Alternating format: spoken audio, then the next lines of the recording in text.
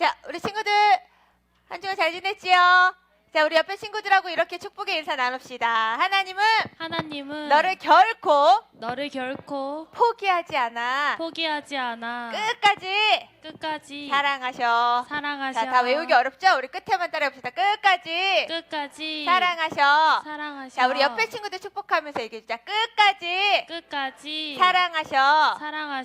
오늘 하나님이 끝까지 사랑하셔서 오늘 이렇게 또 태신자 친구들이 새롭게 왔는데요. 또 오늘 보니까 소년부 예배 오늘 대면 예배 후 첫 왔는 친구들 눈에 보이네. 우리 시우도 보이고 나연이도 보이고 몇 명 친구들 보이는데 오늘 다시 회복해줘서 정말 고맙습니다. 자, 우리 오늘 주신 하나님 말씀 제목 같이 한번 읽어봅시다. 포기를 모르시는 하나님. 다시 한번 포기를 모르시는 하나님. 하나님 전지전능하셔서 모든 걸 알고 계시는데 유독 모르시는 게 하나 있어요. 바로 포기라는 단어 모르세요. 자, 우리 오늘 말씀 같이 한번 나눠보겠는데요. 친구들 혹시 팀 호이트라고 들어봤어요? 못 들어본 친구 들어보면 되고 들어본 친구들도 있네. 보세요. 자, 팀 호이트는 뭐냐면 미국의 마라톤 선수인 아버지 딕 호이트와 아들 릭 호이트 부자가 대회에 나갈 때 함께 쓰는 그런 이름이에요. 이름이 팀 호이트인 거는요, 이 부자가 늘 함께 팀이 되어서 대회에 나갔기 때문에 팀 호이트 이렇게 불러요. 릭은요, 태어날 때 목에 탯줄이 감기는 바람에 그 뇌 산소 공급이 제대로 이루어지지 않아서 뇌성마비와 전신마비를 가지고 태어났어요. 정말 겨우겨우 식물인간처럼 그렇게 살아가는 아들을 위해서 아버지는 늘 마음이 아팠죠. 그래서 아들에게 컴퓨터 특수 장치를 설치해서 말을 표현할 수 있도록 해줬는데 릭이 맨 처음 자기 마음을 표현한 말이 뭔지 알아요? 사랑해요? 뭘 것 같아요? 바로 달리고 싶다라는 말이었대요. 아버지가 이 얘기를 딱 듣고 내가 아들을 위해서 이제 이 아들이 달릴 수 있도록 도와줘야겠다 하고는 휠체어 태우기도 하고요. 또 자신이 뒤에서 밀면서 함께 달리기로 결심을 한 거예요. 누가요? 아버지가. 물론 처음에는 막 완주를 못한 적도 있고 늘 꼴찌를 하는 게 다반사였지만 이 부자는 포기하지 않았어요. 그러면서 크고 작은 마라톤 대회를 열심히 나갔고요. 또 철인 3종 게임 경기까지도 출전을 했고요. 심지어는 릭을 이렇게 고무보트에 태우고 아버지가 자신의 허리에 이렇게 딱 묶어서 수영대회까지 참여할 만큼 아주 대단한 부자죠. 진짜 포기할 줄 모르는 그런 도전으로 이렇게 기적을 일군 멋진 아버지와 아들 이야기예요. 그런데 친구들, 사실상 마라톤을 할 때나 자전거를 탈 때나 또 수영을 할 때 이 아들이 할 수 있는 거 있어요? 아무것도 없어요. 그냥 자리를 지키고 앉아 있는 것 뿐이죠. 아들 휠체어에 태워서 밀고 또 자전거를 태우고 또 보트에 태워서 앞으로 이끄는 건 누가 하는 역할이에요? 오직 아버지가 하는 역할이에요. 아들이 할 수 있는 건 아무것도 없어요. 하지만 아버지는 결코 포기하지 않았던 거죠. 왜요? 아들이니까. 아들이 자신에게 뭔가 해줄 수 있을 거라는 이런 기대를 가지고 한 일이 아니에요. 그냥 아들이니까, 내 아들이니까 사랑하기 때문에 아들을 포기하지 않는 거죠. 아들의 꿈을 포기하지 않는 거예요. 그런데 성경에도 자녀이기에 결코 포기하지 않는 아버지의 모습이 나와요. 우리 그 내용, 우리 로마서 8장 38절에서 39절 말씀 같이 읽겠습니다. 시작!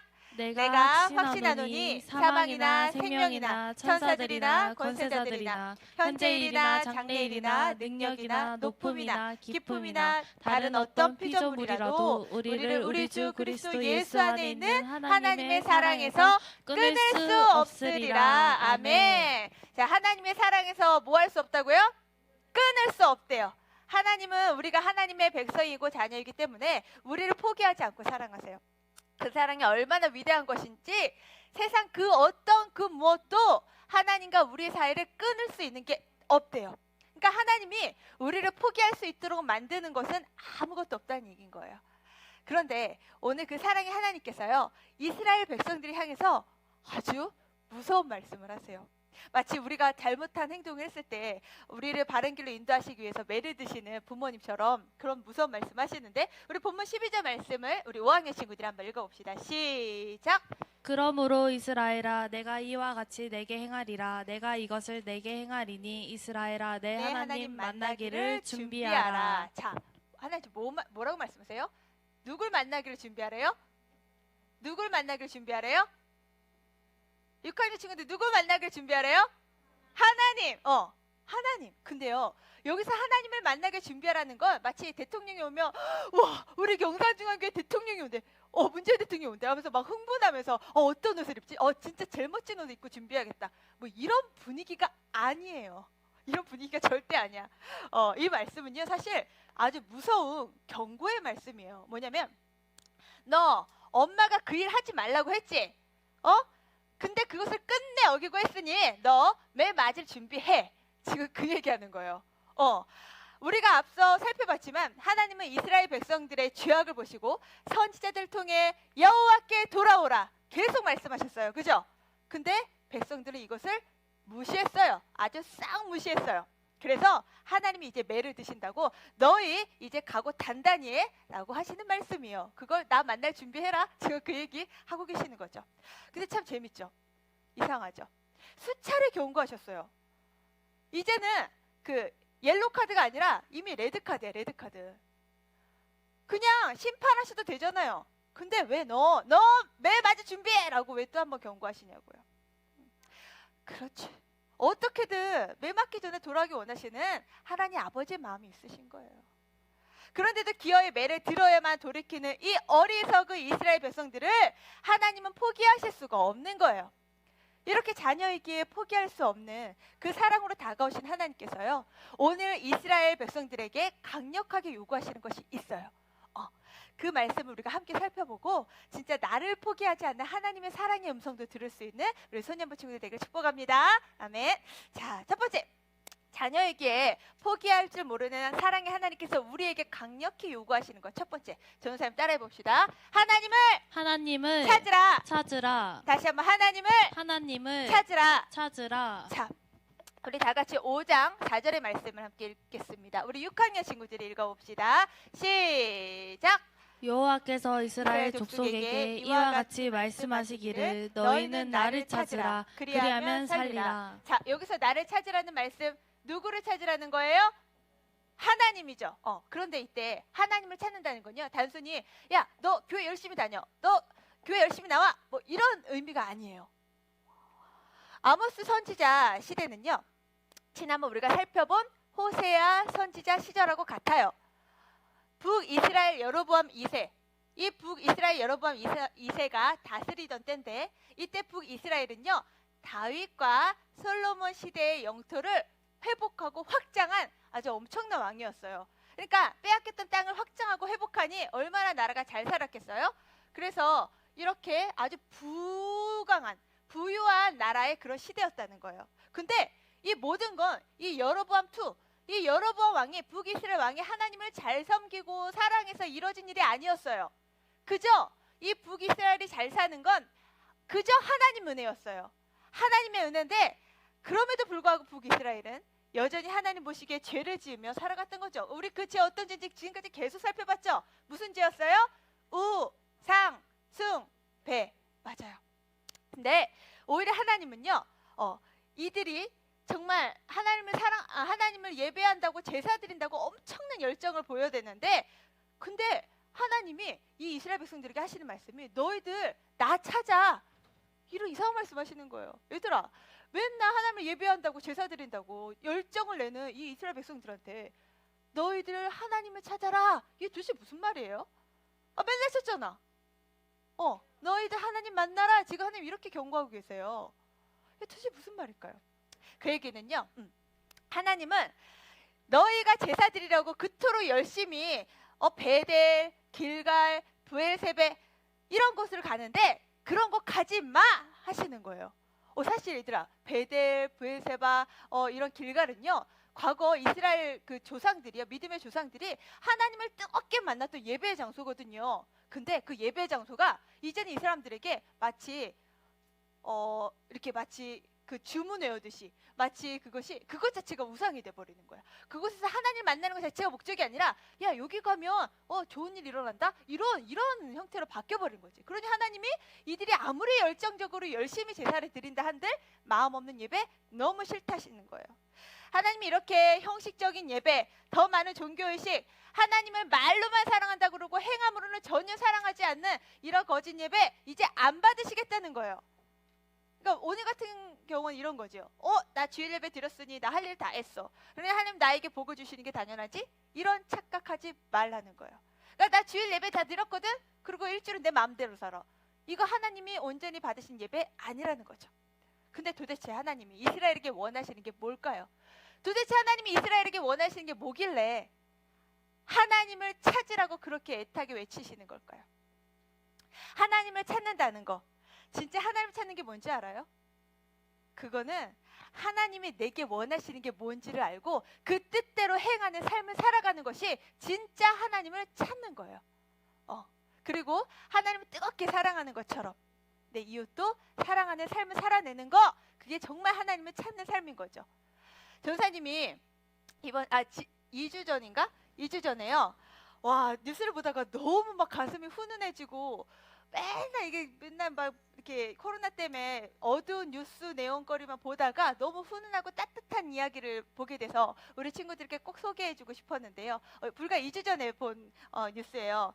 우리나라에 94세 최고령 의사 선생님이 계셨는데 이름이 뭐라고요? 한원주 선생님이에요. 94세야. 94세 현역으로 의사 생활을 하시다가요. 돌아가신 내과 원장님이신데요. 이 한원주 선생님은요, 돌아가시기 전까지 하루에 환자를 몇 명씩 돌봤냐면 하루에 10명씩 환자를 돌보셨대.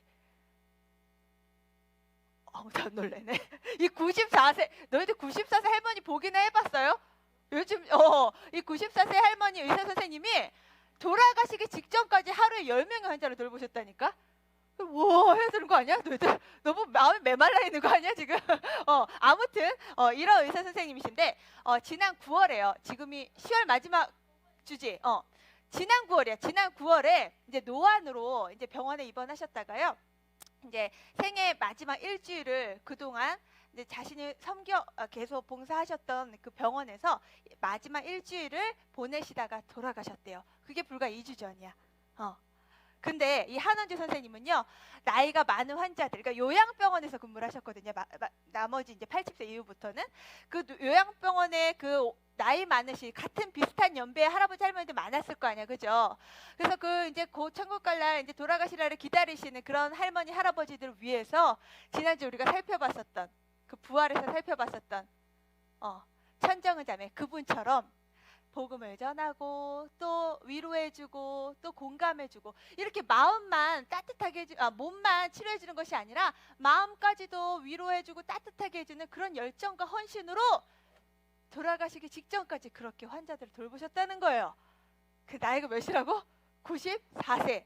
와, 전사님이 이분을 보면서 뉴스에서 보면서 야, 이분 왠지 크리스찬이실 것 같다. 왠지 교회 다니실 것 같다. 교회 다니시면 좋겠다. 막 이런 마음이 너무나 간절히 들어서 사실 이렇게 검색을 해봤어. 근데요, 웬일이야. 진짜로 이분은 어느 교회 정말 하나님이 너무 뜨겁게 열심히 섬기셨던 권사님이시더라고. 와, 이 요즘 코로나 시대에 이런 분이 또 이렇게 뉴스의 거리가 된다는 게 너무나 기쁘고 감사했어요. 얘들아, 우리 전사님은요, 하나님이 아까 여호와를 찾으라 할 때 그 삶을 이분이 그대로 사신 게 아닌가 그런 생각이 들어요. 사랑하는 소년부 친구들, 우리 친구들은 어때요? 학교에서 또 가정에서 학원에서 우리 친구들의 삶은 어때요? 정말 하나님을 뜨겁게 예배하고 사랑하는 것처럼 내 삶에도 이렇게 향기를 나타내고 있나요? 이 분이요, 돌아가실 때 하신 말씀이 진짜 기가 막혀. 이분이 마지막 돌아가시기 직전에 마지막 하신 말씀이 뭐였는지 알아요? 바로 이거야. 힘내, 가을이다, 사랑해. 힘내, 가을이다, 사랑해. 이게 돌아가시기 직전에 하신 말씀이야. 와, 전사님은 이걸 보면서 야, 이게 진짜 하나님 자녀다운 삶이지. 마지막까지도 누군가를 격려해주고 나의 언어로 누군가가 살아나고 나의 어떤 섬김으로 누군가가 하나님을 알게 되는 삶. 이게 진짜 하나님이 원하시는, 하나님이 찾으시는 삶 아닐까? 그런 생각이 너무 많이 들었어요. 저는 그래서 도전합니다. 우리 사랑하는 손녀부 친구들이 90세, 100세까지 어떤 현역일지 모르겠지만 우리 친구들이 평생에 이렇게 하나님의 사랑을 증거하는 진짜 하나님을 찾는 예배자가 되기를 축복합니다. 아멘. 자, 두 번째, 포기하지 않는 하나님의 사랑으로 우리에게 요구하시는 거 전사에 따라해 봅시다. 공의를 행하라. 공의를 행하라. 공의를 행하라. 공의를 행하라. 북이스라엘에서는요, 어떤 일이 벌어졌냐면, 어떤 죄악이 벌어졌냐면 우상 숭배뿐만 아니라 이 무슨 모습인 것 같아요? 빈부격차. 맞아. 이스라엘 안에도 그 부강한 나라 안에서도 힘과 권력이 있는 사람들이 힘없고 가난한 자들을 무시하고 학대하는 일들이 벌어지는 거예요. 지금 이런 일은 뭐 지금 현대판에서도 이루어지지. 부자들은 가난한 사람들의 희생으로 불을 쌓기 시작했고요. 또 사회 전반적으로 부정 부패가 아주 가득했어요. 나라의 지도자들은요, 언제나 돈 많은 사람들에게 자신에게 유익을 주는 자들의 편에 서 있었어요. 그러나 하나님은요, 북이스라엘이 더 이상 이렇게 죄악의 길로 가지 않고 하나님의 정의와 공의를 실현하는 나라가 되기를 원하셨다는 거예요. 그래서 하나님이 이번에는 호세아 선지자가 아니라 누구 오늘? 아모스 선지자를 통해서 말씀하십니다. 그 말씀 함께 읽어보겠습니다. 좀 두렵고 떨리는 말씀이에요. 함께 읽어봅시다. 시작!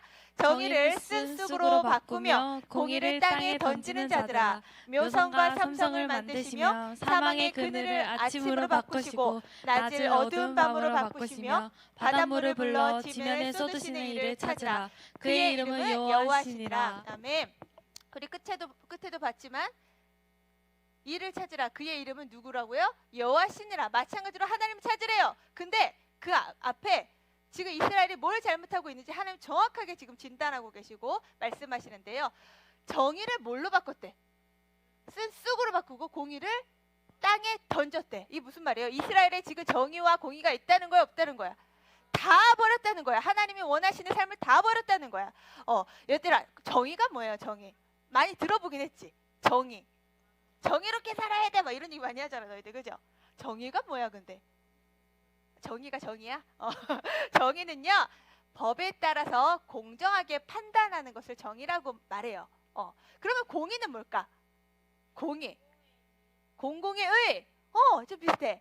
이 공의는 뭐냐면 하나님의 백성들이 그 올바른 마음, 하나님의 백성다운 올바른 마음과 삶의 태도를 말해요. 그러니까 다시 말해서 하나님의 백성답게 남들과 더불어 살고 나누며 살 줄 아는 그 삶의 태도를 공공의 의, 바로 공의를 말하는 거예요. 근데 이 두 가지 이스라엘의 백성들이 다 버렸다고 말씀하시는 거죠.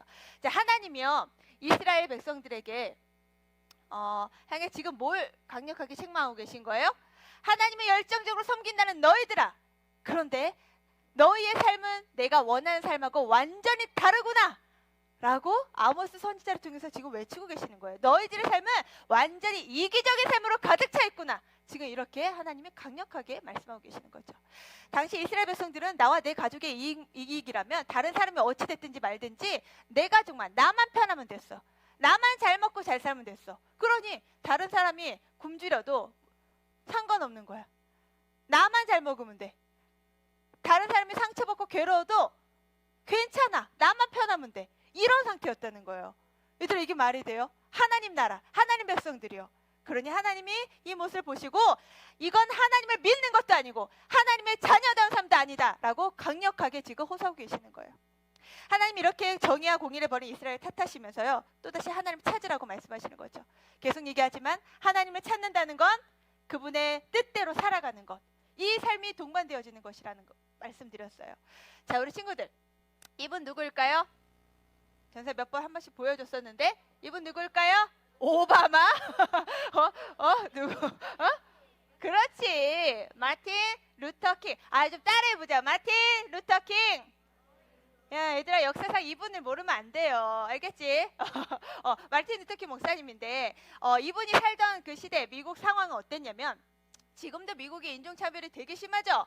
그래서 자꾸 막 엄청 폭동이, 막 어려운 일들이 사회적 이슈가 되어지고 있는데, 지금보다도 너무나 사회 구조적으로도 지금보다 너무 심각한 인종차별이 있었어. 예를 들면 그 당시 미국의 흑인들은요, 피부색이 검다는 이유만으로 뭐 백화점을 가거나 또 도서관을 가거나 식당에 가거나 이런 것들은 누구나 우리가 이용 가능한 거잖아. 그죠? 아니에요? 누구나 이용할 수 있는 거잖아. 그런데 피부색이 다르다고 해서 들어오지 못하게 했어.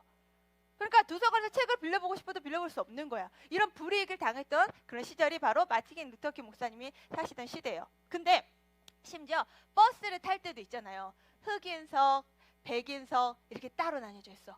그리고 화장실에 가는 것도 흑인 화장실, 백인 화장실이 따로 구별되어 있는 거야. 이건 차별이죠. 구별이 아니라 그렇게 말하면, 그죠? 이런 아주 불공정한 차별이 일어나는 상황 속에서 마틴 루터 킹 목사님도 목사님이시지만 예외는 아니었어요. 본인도 이런 어려움들을 당하시는 거지. 이런 인종차별을 겪으시면서 피부색만으로 사람을 차별하는 건 성경적으로도 하나님 뜻에도 위배되는 것이다. 잘못된 것이다. 이거를 사람들에게 말해줘야만 했지요. 이런 사명을 가지고 마틴 루터 킹 목사님은 인권운동가로도 활동을 하셨어요. 많은 사람들 앞에서 흑인들의 자유와 평등을 정말 열심히 연설을 하셨죠. 그 연설 가운데 아주 유명한 대사 있죠. I have a dream. 나는 꿈이 있습니다. 근데 우리가 보통 여기까지만 알아. 나는 꿈이 있어요. 그 다음이 중요해. 어떤 꿈이냐고. 어떤 꿈이냐면 아이들이, 잘 들어, 아이들이 피부색이 아니라 인격으로 대우받는 나라에서 사는 것을 나는 꿈꿉니다. 이런 연설을 수많은 사람들 앞에서 마틴 루터 킹 목사님이 목숨 걸고 하신 거야. 실제로 그 꿈이 이루어졌을까요? 이루어졌죠. 심지어 지금 대통령 그 전에 미국 대통령이 누구였어요? 오바마 대통령이잖아. 이런 흑인 대통령이 세워지는 기적이 일어나는 거예요. 그래서 얘들아, 하나님의 꿈을 꾸는 건 너무 위대한 일이에요. 아멘? 그래서 전사님이 너희들한테 대신방 할 때마다 너 꿈이 뭐야? 꿈이 뭐야? 꿈이 뭐야? 라고 다 물어보는 이유가 있어요. 하나님은 너희들을 목적 없이 이 땅에 보내시지 않았거든. 이 코로나 시기에 너희들을 목적 없이 여기에 두시지 않았거든. 하나님 너희들 이 일은 이 마틴 루터 킹 목사님이 위대해서 일을 하신 게 아니에요. 하나님의 일은 하나님의 꿈을 가진 자를 통해서 이루신단 말이야. 그래서 전사님이 너희들이요, 이 멋진 하나님의 위대한 일에 쓰임받는 친구들 다 되면 좋겠어요. 아멘? 자, 그렇게 소망하는 친구는 아멘으로 화답합시다. 아멘? 친구들, 하나님 기뻐하시는 사회는요, 차별받는 사회가 아니에요. 하나님은 우리가 살아가는 세상이 공의와 정의가 가득한 사회가 되길 원하세요. 그런데 지금도 이 사회는요, 약한 자들이 계속해서 억울하고 손해를 보는 일들이 많아요. 전사님이 며칠 전에도 그 택배 기사가 과로사로 사망한 사건을 또다시 보면서 한숨이 푹 나왔어요. 정말 마음이 너무 아프고 마음이 너무 힘들었어요. 왜 이게 바뀌지 않지? 왜 이런 패턴이, 이런 사회적 구조가 왜 안 바뀌지? 너무 마음이 아팠어. 근데 그 마음이 아픈 걸로 끝나면 안 되지.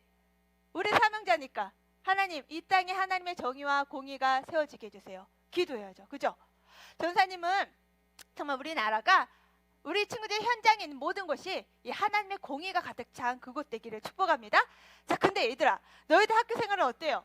학교에서 보통 이렇게 약한 친구들, 되게 이렇게 어리어리해 보이는 친구들 많이 왕따도 시키고 그런 친구들 막 괴롭히는 모습들 사실 볼 때 있죠. 그런데 안 본 친구들은 너무 다행이야. 근데 그런 모습을 보는 친구들도 통계적으로 너무 많아. 전선생님 확인한 통계적으로 보면. 근데 그런 모습을 보고도 침묵하는 경우가 있어. 내 옆에 있는 친구가 지금 왕따당하고 있고 얘 집단적으로 괴롭히는 것 뻔히 보이는데 하나님의 자녀인 우리가 이걸 보고도 침묵할 때 있어요. 얘들아, 침묵하면 돼요, 안 돼요? 이거 잘못된 거라고 당당하게 말할 수 있어야 되죠. 그쵸, 세훈아? 당당하게 말할 수 있어야 되죠. 그죠?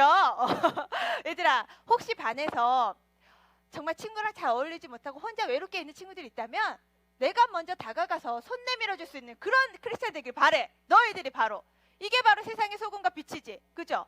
힘내, 사랑해, 가을이다. 이거는 그 아까 할머님 하신 얘기가 아니야. 너희들을 통해서 또 예수님의 복음이 흘러가야죠. 그죠? 힘내, 친구야. 내가 너의 친구가 되어줄게. 이런 용기 있는 우리 소년부 친구들 되길 바랍니다. 아멘. 자, 그리고 너희들 1년에 한두 차례씩 그런 거 날라오지 않니? 저희 우리 예본이 예술한테 통해서 받아봤는데, 월드 땡땡 무슨 단체에서 아프리카나 구호가 필요한 그런 나라에 이렇게 지원해 주세요 하고 뭐 편지 써주세요 이런 거 받지? 근데 그런 거 받을 때마다 바로 쓰레기통에 넣는 친구들 있지. 아주 분리수거하면 종이에서 분리해서 넣는 친구들 있지. 그러지 말고 그런 것들에 대해서도 너희들이 관심을 갖길 바래. 우리는 이렇게 잘 먹고 잘 살지만 하루도 한 끼를 못 먹는 친구들이 있다는 건 사실을 너희들이 봐야 돼. 알아야 돼. 그죠? 그런데 그것을 관심을 가지려면 내 마음이 거기에 쏟아져야겠죠. 그래서 너희들이 그런 일에도 작은 일에 동참되어지고, 또 우리 교회에서 매달 이거 잡잖아. 매달 양 잡잖아, 그지? 그 양 왜 잡는지 알아요? 이 양이 무슨 양인지 지금 모르는 것 같아. 눈이 동그래졌어. 양저금통 말이야. 그 양저금통 왜 하는 거야? 이웃 돌아보기 위해서 하는 거잖아. 그죠? 그런 것에도 너희들이 눈을 뜨길 바래. 공의는요, 다른 게 아니야. 나의 삶을 예수님의 마음으로 그냥 나누는 삶이 공의야. 하나님이 근데 그 공의를 행하래요. 너희들 예배만 열심히 들으지 말고 그 공의를 행하라. 하나님 말씀하신단 말이야. 진짜 공의를 행하지 않는 삶은 이기적인 삶이라고 하나님 말씀하세요. 내가 너에게 얼마나 많은 복을 주었는데 그 복을 네가 혼자 취하는 것으로 끝내는구나. 그건 너무 이기적인 삶이야. 그걸 나누고 베풀라고 그 공의를 행하라고 하나님이 주셨다는 거예요. 사랑하는 소녀부 친구들, 오늘 주신 말씀처럼 하나님을 찾으라. 공의를 행하라. 하나님을 예배하는 것으로만 만족하지 않고 정말 예배한 자답게 삶 속에서 하나님의 공의와 정의를 흘려보낼 줄 아는 그런 하나님의 자녀들 다 되기를 예수님의 이름으로 축복합니다. 아멘. 그 친구들 다 일어나세요.